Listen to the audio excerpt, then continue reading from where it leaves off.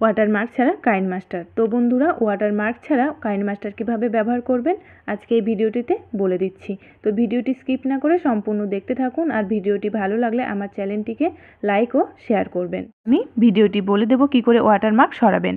KineMaster সরাতে গেলে, watermark সরাতে গেলে আপনাকে টাকা দিয়ে সাবস্ক্রাইব করতে হবে।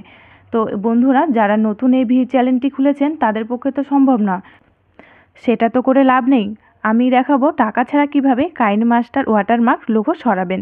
এর জন্য তোমাদের কি করতে হবে সেটি আমি এই ভিডিওতে বলতে পারবো না, কারণ যদি আমি বলে দিই এই ভিডিওটিতে তো আমার চ্যানেলটি বন্ধ হয়ে যেতে পারে।